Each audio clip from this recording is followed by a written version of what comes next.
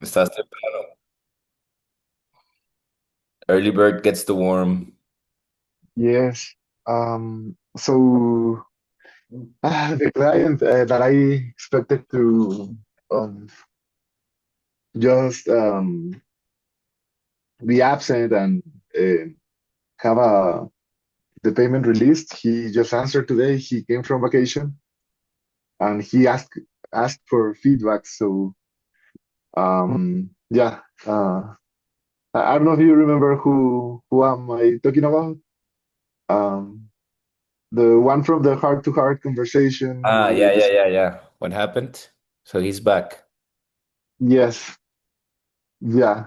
And yeah, that payment is going to take a little bit longer. When is it isn't arriving? I don't know yet. I was expected to have the milestone automatically released, but he asked uh, for changes, and his changes just say still working to complete the job. Mm. Yeah. It's not, So it's I another don't know. 500, right? Like to close the full 1K, I think. Yeah, okay, cool, cool. Yes. Yeah. Um, I have not responded, but I'm not sure about how to go about it. Let's ask Lucine when she's here. We'll Okay. dissect all of us together. This should be a good call. Okay. Yeah. Okay. Will do. Homie, what was that about the seventh contract? Share your screen and let's go to the profile. I want to see how that looks. Yeah. You mean my profile or the client's profile? Yours. Okay. Let's see. We have people joining. Edgar, welcome. We're reviewing Jaime's profile live on call because we're celebrating the seventh contract. So I just want to see how that looks. On the yeah, that is also something that I am improving upon to make sure that the contracts have a meaningful name. Mhm. Uh, Let me show you where I see here Or in pro total jobs. total earnings 1K, seven jobs. That's amazing. Rising talent Yeah. badge. Yes, it is this one. So for example, this that I completed looks quite weird. So it was a diagram, but it says something that is not relevant at all. Um, Nice, bro. but yeah, this is the seventh. So there is this tool uh, called N8N, and also this contract is becoming a scope creep. Uh, but yeah, so here's one with N8N. There is another one. Then there is another one. So it looks like an entry point for uh, getting clients onto AWS. Mm-hmm. Yeah, yeah, yeah, yeah. We can do potentially NAN specialized profile. Potentially. Yeah, that is what I am trying to do. I want to gather that information this week, um, just to have a better sense of how big the opportunity is and the kind of clients that are there. But yeah, um, yes, so it's looking good, but still some friction. Yeah. Let's click on the video. The video, okay, needs to be updated. Okay, yeah, we have to do an update, my friend. Yeah, definitely. Elu, welcome. What's up, guys? We're here in the trenches. We're celebrating Jaime's seventh contract. I Rising, saw. yeah, rising talent bench, 1K, seven jobs. Um, Jaime, I feel like you still owe me a few updates in the profile, yeah? Yeah, yeah. Actually, I did. Then Okay, I wanted to write a post about it, but yeah, this is half the work that there used to be. So nice. I kept the cybersecurity part. Then I asked this, added this question about the DevOps, Mhm. um, and also the title changed. Mhm. Um, what else? What else is there? Yeah, here also I added this line. You need DevOps automation that doesn't compromise. Mhm. Um, you need DevOps automations that doesn't compromise regulatory requirements while accelerating development velocity. Yeah. Can we hit Shift Enter so we break from certification down to our second line? Shift enter. Uh, Edit, whoa, okay. edit Oh, it. got it. Yeah, Mhm. yes. Your profile. Carlos Bonilla, welcome. Good to see you, homie. Paulino, welcome. Where are you? Yeah, Wadi, my living friend, here. old school friend, the OGs. Good Yeah. morning, morning. Morning. Lucine arrived. Mhm. Hello, friend. Hey guys, how are you today? Great. It's an amazing day. We're happy. Celebrating seventh contract for Jaime. Yeah, And we have a OG friend, Wadi Sauma, who's dear to our hearts. Welcome back. It's good to see you. We have Paulino, who's a new member. Paulino, can you say hi? Hey, can you hear me? Yeah. Hey, Yes, friend. I was talking in mute. Mute. Thank you. Welcome, friend. Welcome. Just in two sentences, a little bit of your background and your number one goal with joining our program. Okay. Well, my background as working as a C# developer, most of my knowledge on .NET Core, .NET Framework. And what was the other question? Sorry. Oh, your number one goal with joining our program, Oh, joining us. uh, well, sharing, learning, and make a little more profit. Make some money for sure. Yeah. Welcome, friends. All It's right. not the number one goal, but it's part of the goals. Yeah. For sure, for sure. Lucine, it's good to see you as always. Rise and shine is early in our side of the world, 10 a.m. So let's get on it. Let's just start this party. Let's Yep. go. yeah, let's go, guys. Today, as many of you started getting clients or quality replies, and many of you are applying for jobs, I decided it's time to speak about setting clear expectations because you need to have the mindset, everything ready to start with a client before you start working with actual clients.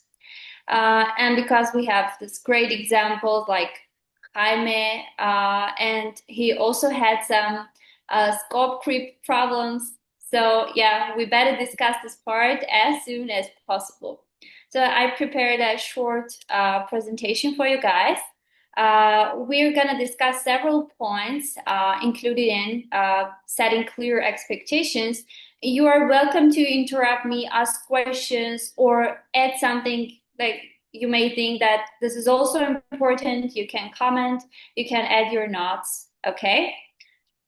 All right. So I'm gonna share my screen quickly.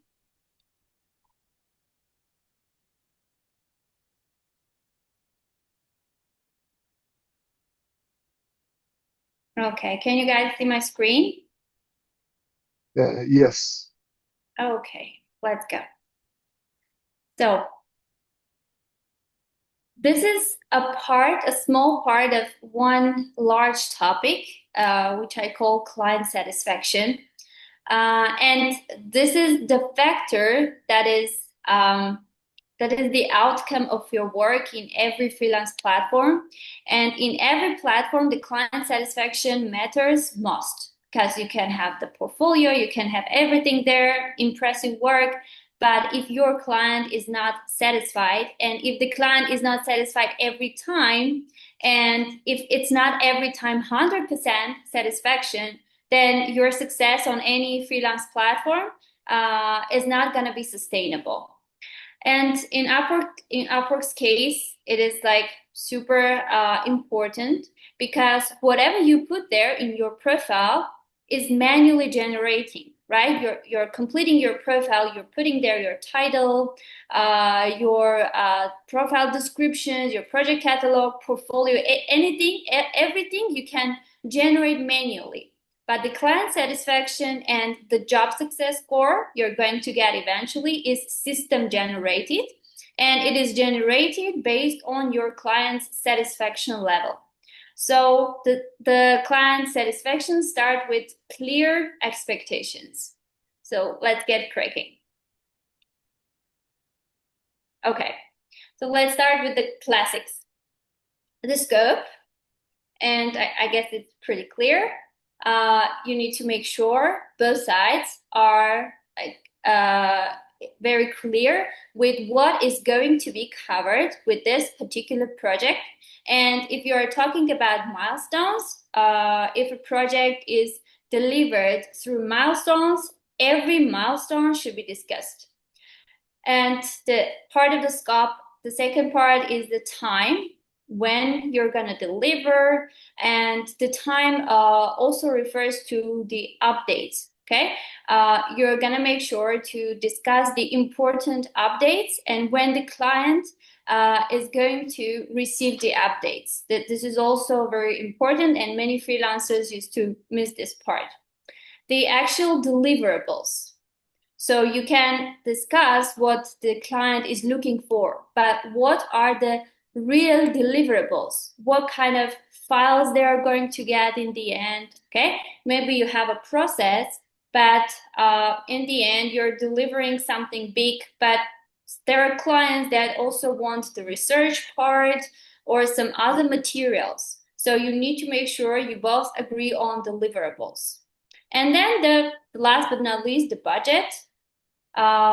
They need to know what the budget is going to be for the project, and this is very important, especially with the hourly projects. When you discuss the fixed price, it's much more easier, much more easy to understand for both sides. But when it's an hourly contract, the client wants to know how many hours will be spent on that project, so he understands the budget he's going to invest on this particular project.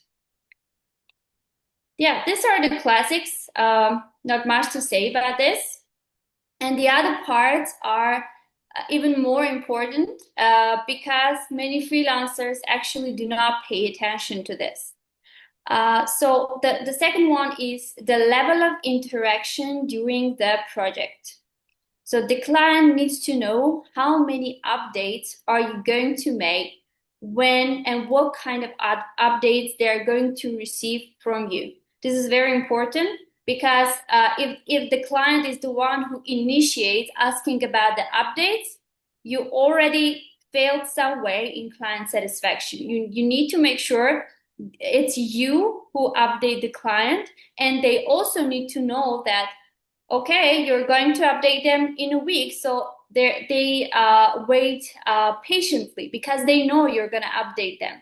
Okay, many clients maybe they do not understand the process, they don't have much knowledge about the project, so they do not know when to expect an update. Sometimes they feel like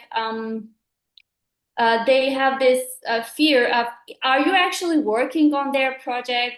Are things moving forward or something? So when they know when you're gonna update them, they will wait very patiently. Yeah, guys, do you have questions? No, but I do have a few stories to Yes, share yes, at the please. end. Yeah, you can do it now. Oh, okay. Yeah, so about hourly, let me share my screen. Mhm. Um, so there is this proposal I sent. Let me show you. Okay, let me zoom. on it. I was about to submit a proposal, of course. Okay.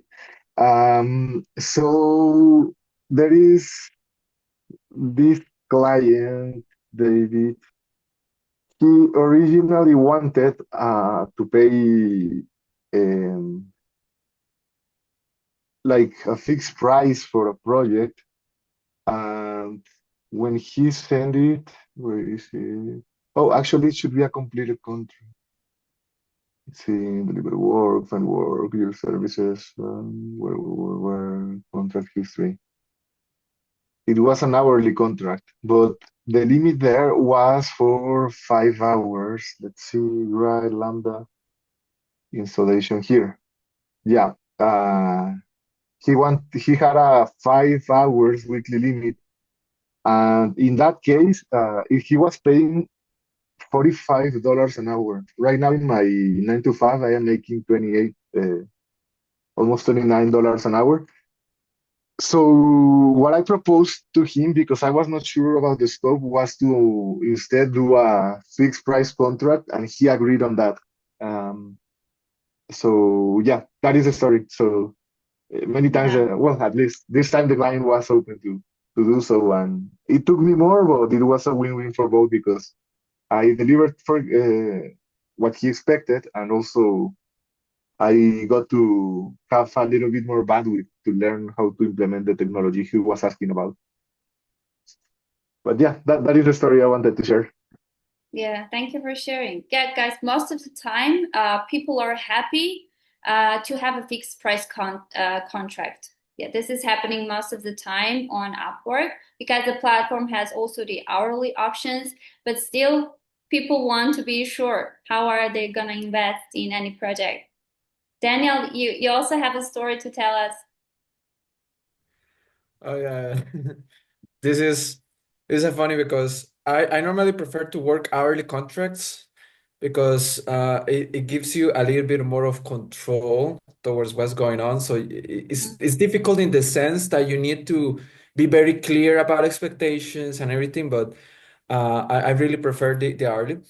But one time I had this prospect that started to talk with me regarding to do the gamification design of a learning platform, all of this. So I was telling what I do and what he can expect, and then he asked me for my hourly rate. And then it's like, well, I charge $50 an hour. And then the guy proceeded to give me a sermon of why I was charging so much. And he took several years to reach the point that he could be charging that. So he was like, yeah, with no disrespect, but you should lower your rates like a lot. That's a lot for you to be charging. And I was just listening to the guy patiently and I was like, bro, I have seven other guys that are already paying me contracts for $50 an hour. If you are broke, just say it. But yeah, like it's very interesting, like how these dynamics work with this type of contracts. But I had two type of people telling me that like my hourly rates are too high, while other people like pay it with, oh, okay. Mhm. Mhm. So yeah, you're gonna find a lot of that, Jaime. Yeah. Do you feel like that the other people that they're not asking questions about the rate and they're like, ah, that's a good deal, let's get started. Are those more like of your ideal clients?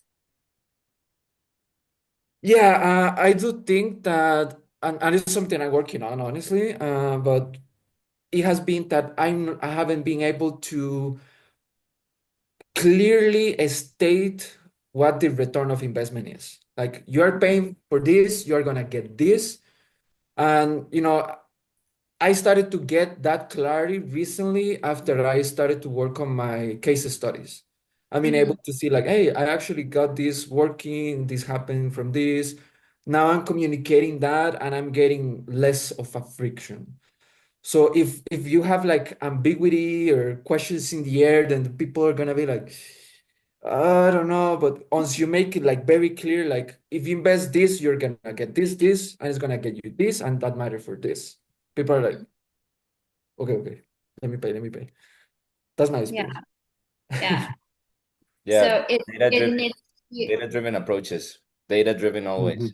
Mhm. When building the freelance business and when making proposals, always tie everything that you're gonna do, all of the tasks, tie it with specific business ROI, business goals.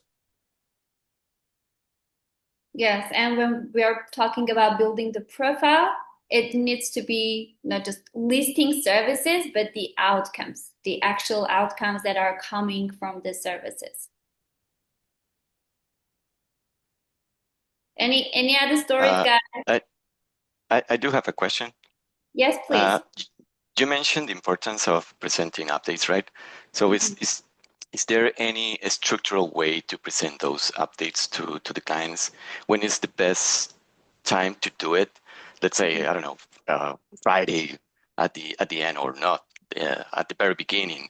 This not daily, but I don't know, 2 days, 3 days, 1 week, two bi-weekly. I don't know. Is there any structural way to do it? Mhm. It Um, is really dependent on the project that you're doing, the type of services you're providing. In some service categories, it should be like once a week. In some clients, clients also are different, not just the services are different. It's the best thing to do is understanding how demanding is your client about the updates, because there are people who want updates every day. And there are people who will not even remember about you until you deliver the project. I'm not saying if this is the second type, you don't need to make updates. No, but first understand the nature of your client. How demanded are they about the updates? And also rely on the project process. If you have like clear process, a clear plan, and maybe you're not going to have any deliverables until the end of the project. For example, it's a monthly project and you will have a deliverable in 1 month only. But if you have a clear process, a step-by-step action plan, you can let them know, let's say once a week, that I'm working on this and I'm progressing well. The things are moving forward and we are aligned and we are okay with the timeline. So, first of all, understand your client. How demanded are they about the updates? And rely on the process, on your action plan, and of course, rely on your gut. Think like a client.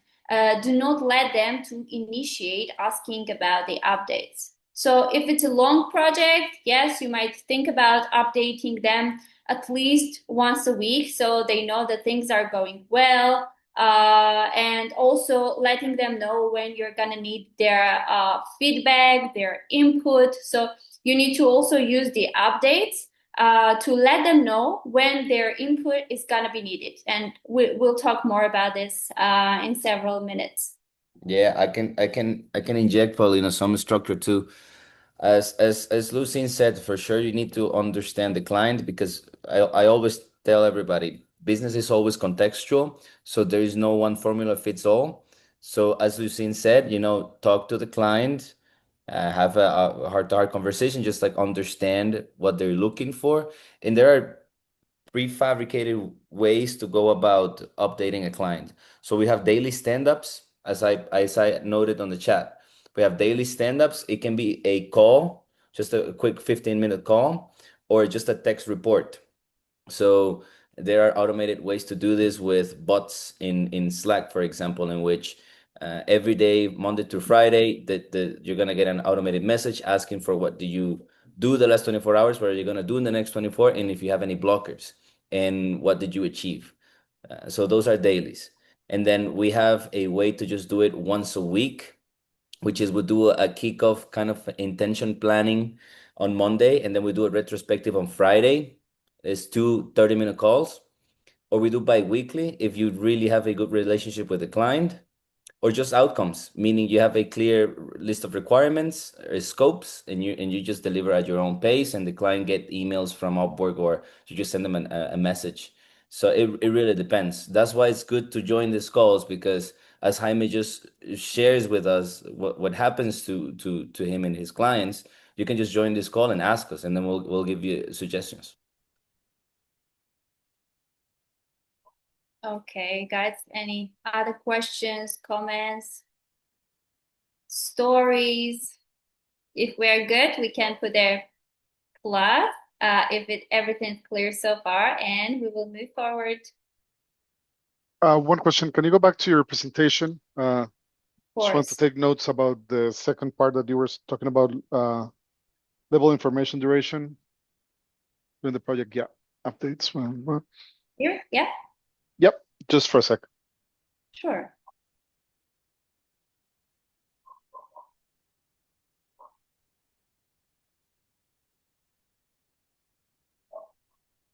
Thank you. Of course. By the way, guys, I'm gonna post the presentation with the summary of the session. So of course you're welcome to interrupt me, to take notes, to ask questions. It's okay, but you'll have it in the community chat. Okay. All right, guys.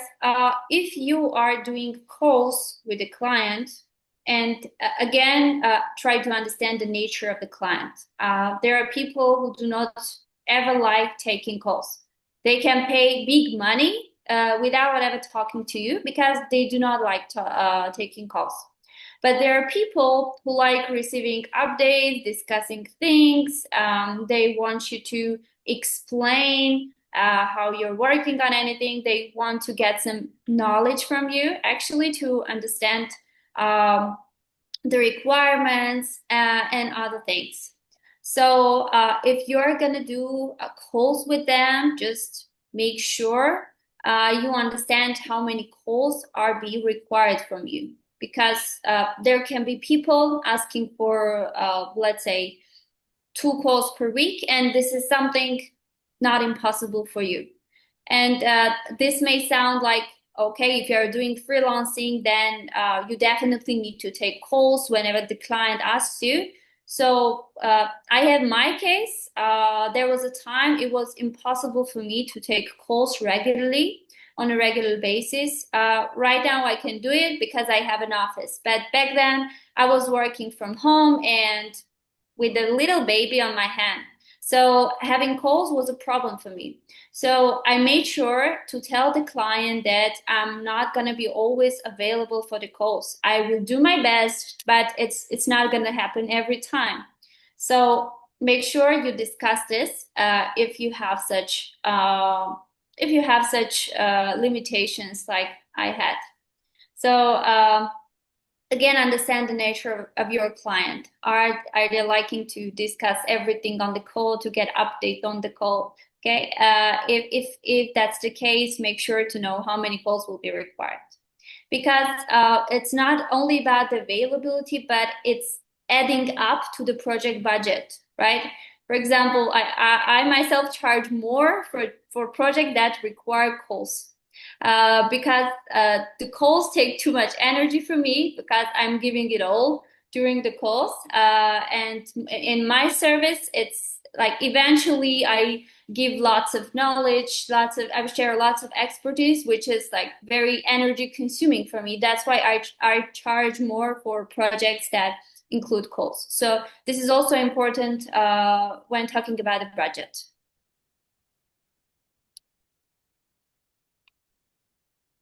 Okay. Means of communication, also very important part. Again, try to understand what is the best way for your client to keep the communication. Of course, if we are talking about the Upwork, you need to make sure that you have the most important things on the chat because it is easy when you have everything written via messages. So you can go check all the important stuff there. And one thing very important, of course, I don't want anyone to deal with this, but sometimes disputes happen, and there are some questions, some unclear questions regarding the scope, the discussed things. And when you are in dispute room, you need to make sure you have the evidence of what was discussed, what requirements were there. So that is why the messaging, the chat, having all the important information in written messages on Upwork is very important. But as we said, there are clients who want to have the video chat, And they also want to see the progress with task management tools. And this is very common on Upwork when the clients want to add you in their, let's say, Trello, or they want to add you in Slack and use the Slack integrations there, for example. So this is also important because this also adds to the client satisfaction, because we all are people and we have our preferred ways of communication, and we are comfortable with, I don't know, some people want to keep everything on Upwork. Some people want to take the conversation out of Upwork. You just need to know your client, but also keep in mind that it's safer for you to keep the important part on the Upwork. So if client wants to take the conversation, the communication out of Upwork, just make sure that whenever you are starting the project, the scope, the timeline, the main things are there on the chat. And if you are renewing the contract, starting another milestone with the client, also put the important stuff there before starting. Okay, this is gonna protect you if there are some problems.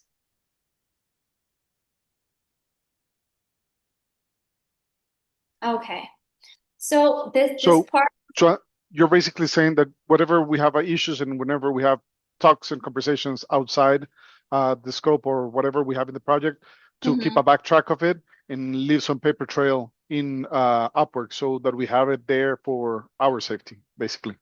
Yes, that Okay. is your safety, and most of the time it's only your safety, because client is very protective about Upwork is very protective about the clients.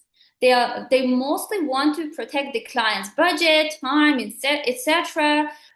Many things are happening on Upwork. I'm not gonna I don't want to frighten you, but you better keep it safe for you, because Upwork is like, I dealt with disputes, not with my own profile, but with company profiles. And they're like, okay, the client does not accept the work. And you are saying, I did this, I delivered what I promised. And they're just saying Upwork workers. They're saying, okay, but the client doesn't accept it. So you need to, refund the client. And basically, sometimes you're alone with your problem. So that is why you just need to make sure. And sometimes the client does not understand that Upwork is on their side. So if you have the evidence that you did what you promised, you will have some more advantage here. Guys, I'll tell you a story about the disputes. One time we were having a dispute after the work was already done and delivered, and this was a 1 month contract. So it was an SEO contract, search engine optimization of a website. So we did everything, we delivered the work already, and the client didn't like the work. And they actually reached out to their bank asking to charge back the money in escrow. Can you imagine? The escrow is created to protect the money, right? So they reached out to the bank and they eventually take the money out of escrow. Can you imagine this? So this kind of things happen on Upwork. And by the way, it ended with Upwork itself paying us the money. So I demanded that Upwork pay us the money because they could not protect us. So we actually got all the money for this contract, which is a rare case when you are having a dispute. It's like always like 50% you're getting maximum when there are disputes. But again, guys, not trying to frighten you, just keep this in your mind. And this is a real practice on Upwork. Okay, guys, is it clear so far? Please put there plus if it's clear, if we can move forward.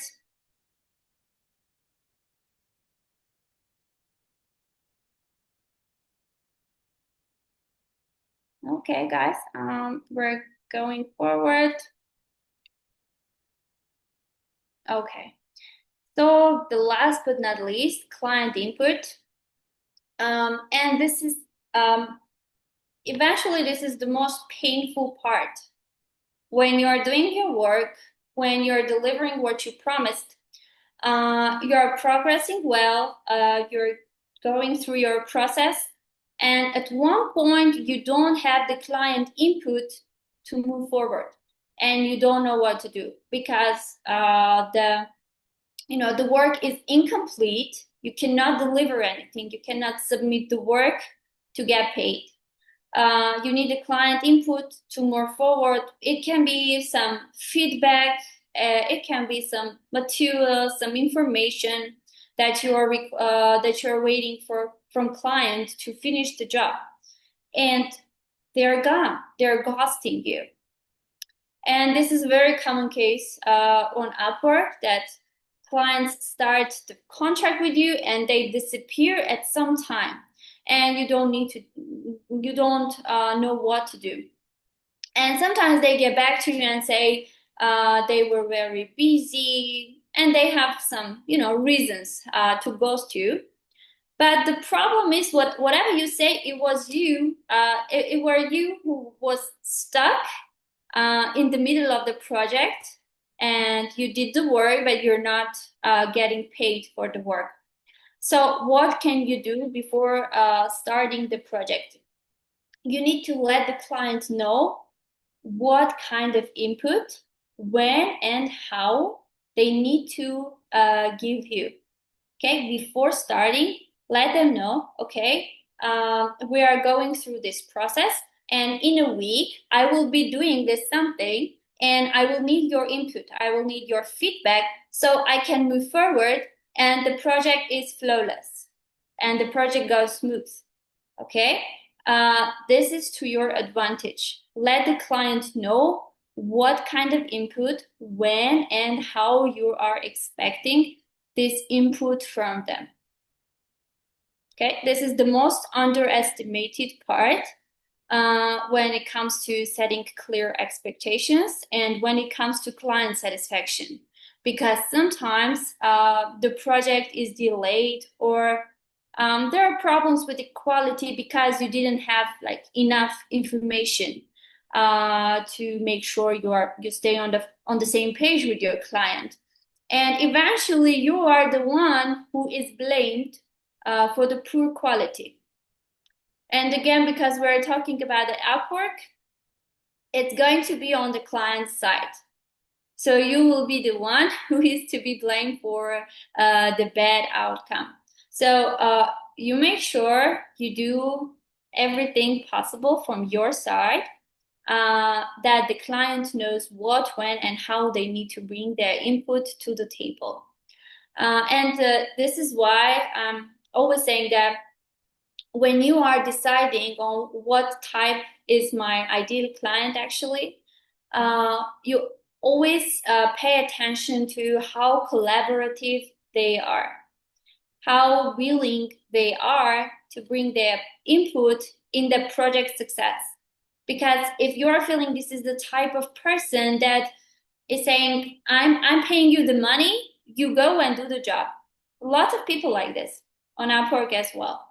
So you make sure this is not the type of client, because the clients that actually are willing to bring their input, they feel themselves part of the project. They are the engaged client. And only the engaged client is 100% satisfied at the end, because he brought his input, and he also made sure that you are aligned, you stay on the same page, because you can bring a great delivery on the table. It's a high quality, but it doesn't meet the client requirements. It doesn't meet their core need, because people can actually talk about the requirements with some words, but there is another core need between the lines. And you can only understand their core need if you are talking to them, if you are collaborating to them, if you stay on the same page with them. Okay, so this is the most underestimated part by most freelancers. And by the way, guys, this is not only my expertise and the experiences I had in my life. I also, I don't know if I told you, but I have some experience on Fiverr as well. So I have dozens of calls with Fiverr success managers. These are people that help level 2 freelancer sellers on Fiverr to succeed on the platform. So I'm also sharing with you the knowledge I learned from them, because this is the people that they know how these freelance platforms actually work. So these are really great stuff to remember, guys.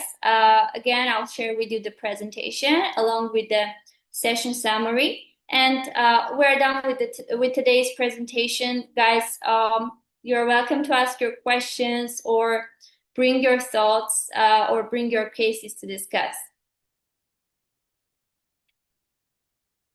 Hey, listen, I have a question Sure. regarding the scope. So it has happened to me a couple of times that we agreed on something, and throughout the project, the client is very sneakily adding more things. And then at the first, I kind of just do it, and then it's kind of like, this guy, like, when is he gonna stop with his extra requirements? Because one time it happened that the project ended up being like double what it was, well, almost double what it was originally agreed on. So how do you set like boundaries or stop this from happening? Because my original thing is, I don't want to be having a bad review or something like that, but I don't want to be, in that situation. So what can you suggest to put a stop there? Great question. Yeah, actually. So first of all, starting with setting clear expectations before the project starts, right?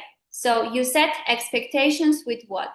With your proposal, with your profile. And by the way, if your service has some small extras, so you can offer some small extras, and you feel like this is a pattern that people buy something, people buy a certain project for you, they start a contract for certain services, and they are asking for these extras. Especially if this is a pattern, maybe you need to package them. And before you start a contract, you say, okay, let's start with this service. And if you're happy with the outcome, we can go for these extras as well.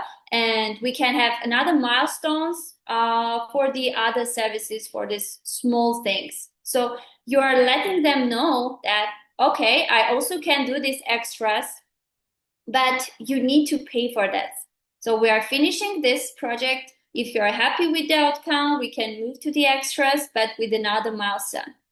But if you are already in the situation where, okay, you started a contract and you're thinking about a bad review, which is, of course, we are like, all we have is the reputation on Upwork. And if your job success goes down, it can hold you back like 2-3 months. And I've seen this.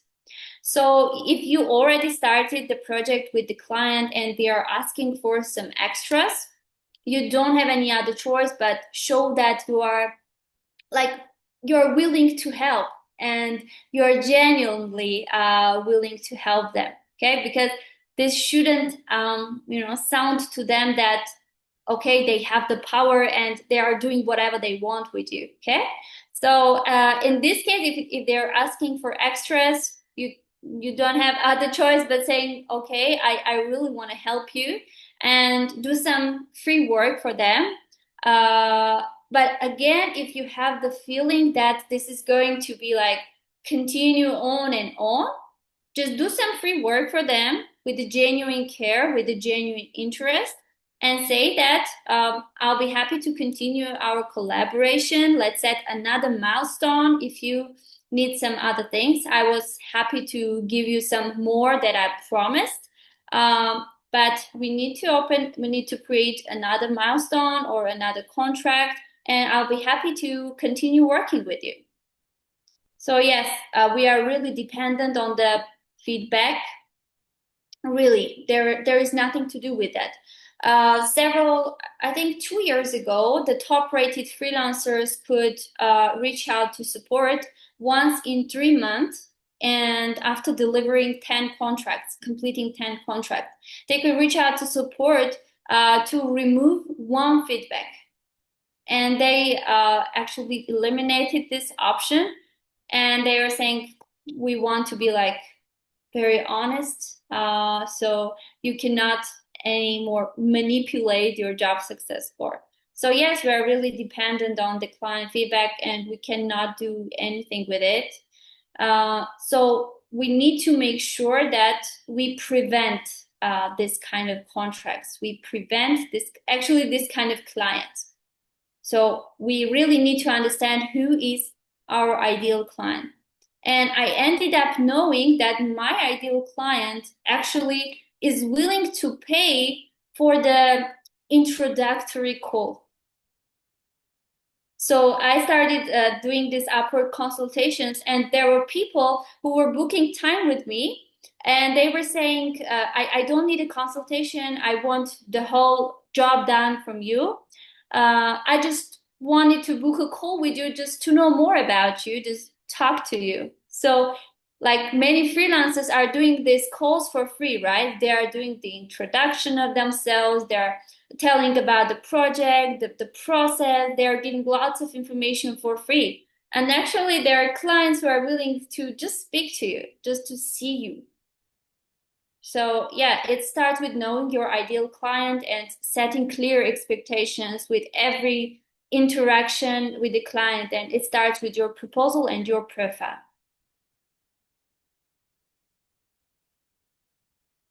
Thank you. Thank you. Yeah, that's Sure. definitely the way to approach it. Mm-hmm. Appreciate it. Okay.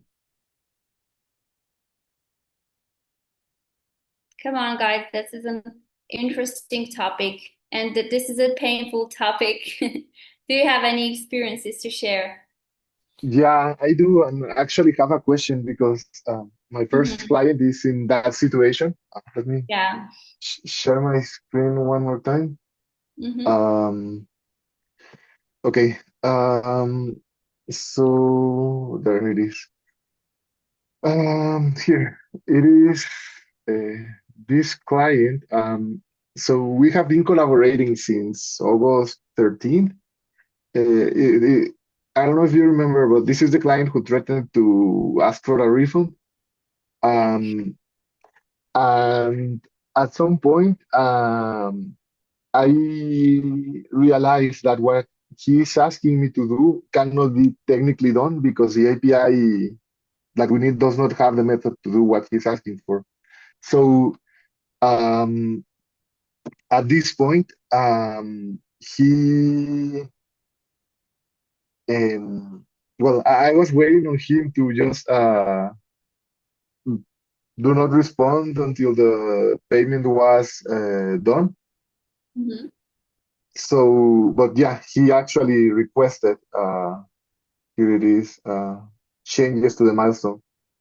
And at this point, what we are doing is just troubleshooting with his system, but that is it has taken a lot of time and it is beyond um, what we agreed upon. So yeah, my question is about how do you suggest that I handle this situation? Yes. What is the contract that you delivered like 23 times more than promised? Yeah, that is the one. Yes. Yeah. So this is the same case, I guess, as Daniel's Mhm. case. Yeah. Uh, and yeah, so he asked for no, he threatened you that he will request a refund, right? Yeah. Yeah, and that this kind of threats are happening, and I guess it's not always like because they're like awful people. They have this fear if they're gonna waste their money actually. And because of this fear and uncertainty, they just throw threats on you. But again, as we are very dependent on the client feedback, and if the feedback is like very poor one, there is only one option.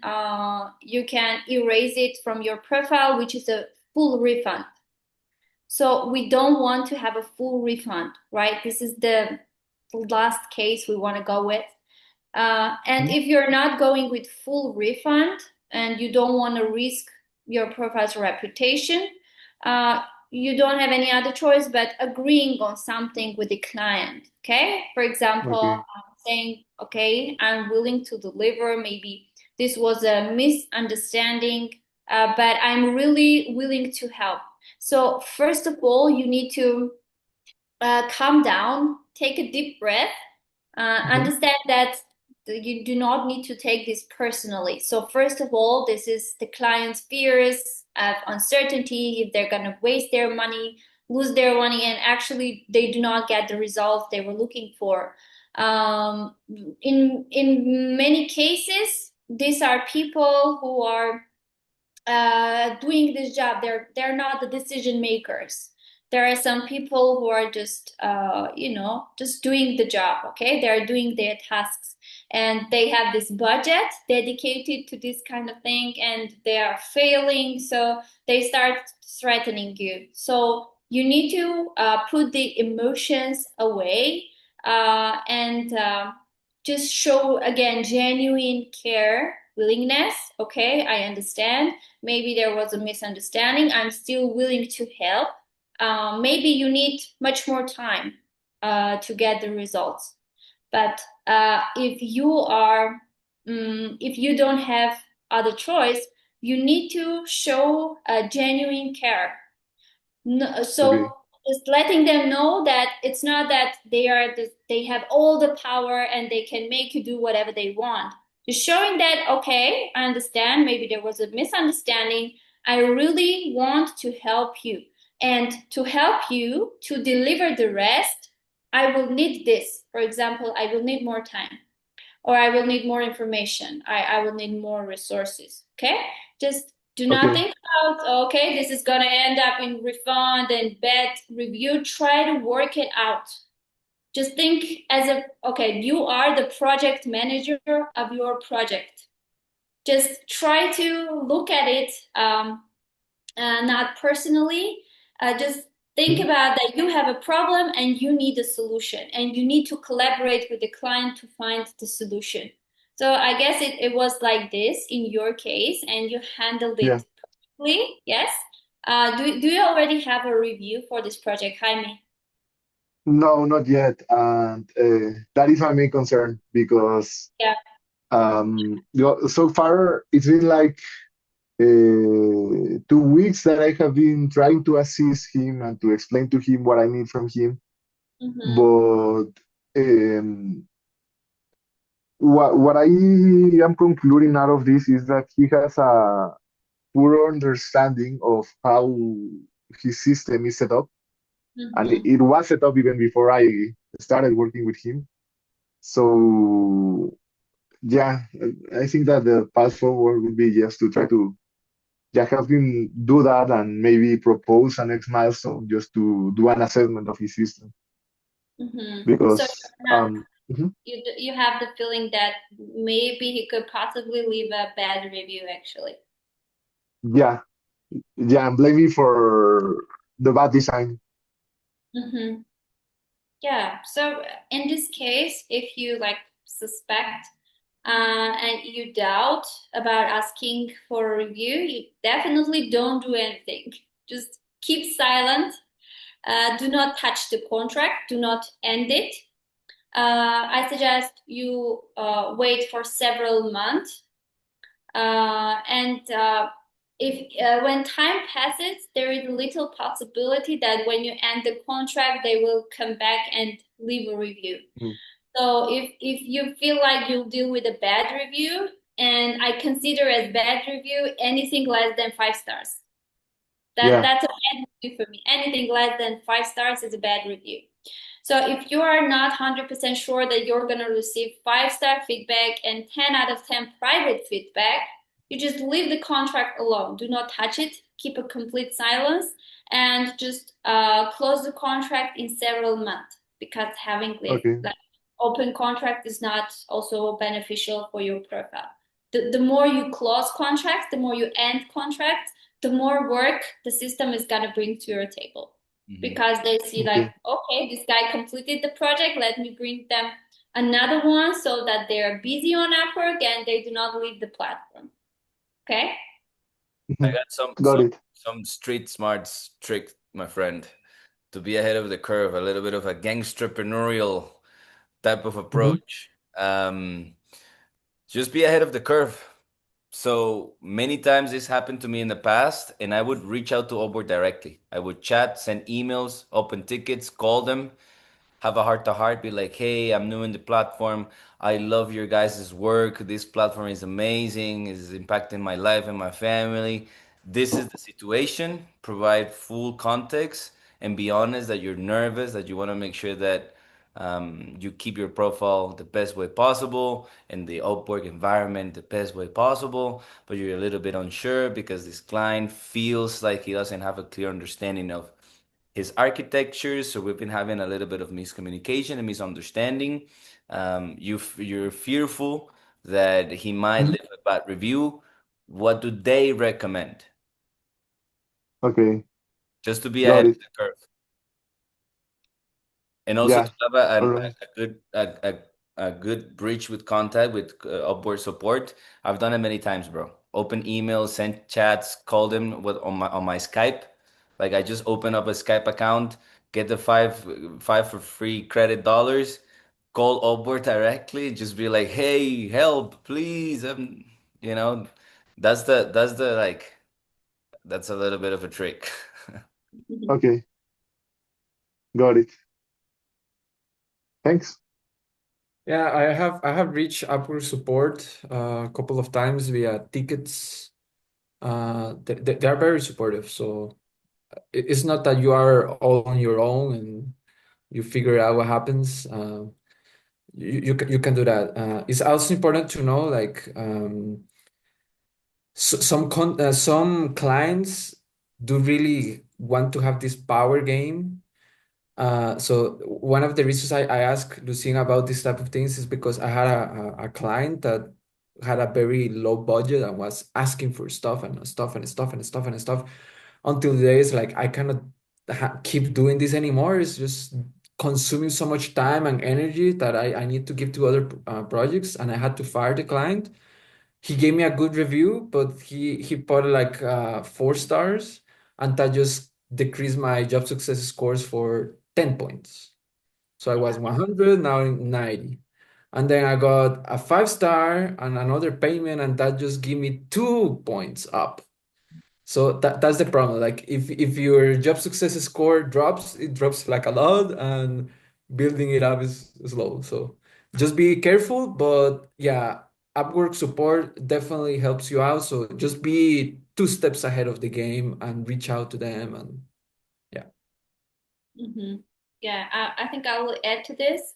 Yes, of course, include the support. They might tell you some next steps to take, but keep in mind that they cannot force the client to do anything. So when you are having a dispute, or even it's not a dispute, and you have a evidence, you have facts, everything's there. You discuss the requirements. Client is asking for more. Uh, so they just will suggest some steps for you to take, but they're not going to force anything to the client. Even if you have all the evidence and you are in the dispute, you just say that you delivered everything you promised. They still do not force the client. They try to convince both of you to give up on something. So they try to convince both of you to compromise something. Okay.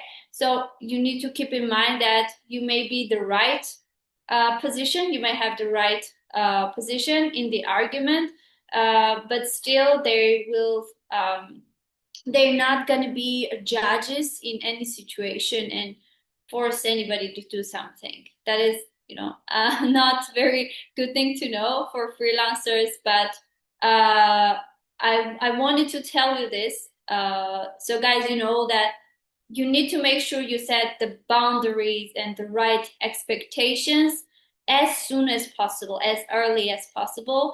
And the best time is before starting the contract, before choosing to work with this client. So you do not fire actually client.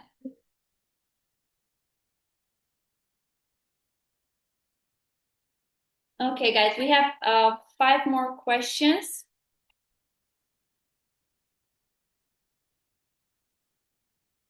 Hi, I got a question here. Well, I'm a 3D artist and I'm looking for some jobs inside of Upwork, but some of the jobs posts that I find have some skills that I currently don't have. So I heard that some of the advice could be to apply it for those and to be learning while working on them. But some of these skills are something that I don't feel like applying to the job and like, okay, creating a big animation for this type of production or create a character because my specialization is specifically to create the rigging of characters. So basically the programming of the characters. So what I can do to apply or like to get those skills more fast so that I can apply to those jobs as well. Mhm. Yeah, this is a great question as well. I guess Jaime had such case which resulted with success.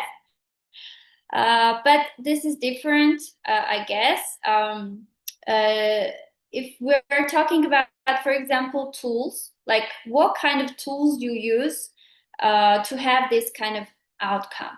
Most of the time, clients do not care about the exact tools you're going to use to have the desired outcome. If you are confident, you can deliver what they are looking for. In your particular service, I don't know what kind of other attributes this can be. If this is like essential tool, and there will be like much more different if you are using these tools and if you are not using these tools. Maybe this is very important with the client, and most of the time you need to make sure at least you are aware of this kind of tools. But sometimes there are like small things you can learn by doing practice. Again, remembering that if you are not confident that you can learn very quickly and align with the requirements, you may end up receiving a bad review. So have in mind that Upwork actually is not a great place to experiment if you can actually do the job or not. So at least you need to be confident that you can learn very fast and you can apply the new skills very fast. So I think it comes with the importance of if this tool is gonna make a great difference if you use it or you not use it, and your confidence of how quickly you can learn the new skill and actually apply it in a quality way. Yes, thank you very much for that. Sure. Yeah, at the beginning of the program, we used to tell everybody, just say yes, close the deal, figure it out later. And that proven to work for people like Daniel Villaplana, Jaime. Not everybody has that, plasticity, capacity to learn and execute because it's also a little bit scary. So really consider how you feel about it. If you feel like you will go and grind and do the work, everything will be okay. But if there is a slight doubt of in yourself, be worrisome and just keep finding for someone who fits more what you can do because very few things are worse than having to learn while feeling anxious about it. Oh Yes, yes, I forgot about that. I will add to that, like, the best way to do these type of things is just try to aim something that is just a little bit ahead of your current expertise, right? You just don't jump and learn like four different skills all at once. Just being like, okay, I know how to do this. This maybe not, but it's certainly related. I can, play my chances, but just have a little bit of measurement and just do incremental. Like the first time you do that, make sure it's not like a big gap. And then on the next time, you can reflect on it and being like, okay, well, last project, I was able to learn on the job and actually get a lot of things. So maybe I can expand a little bit. And it's just a little bit of experimentation, honestly. Like micro steps, right? Yeah.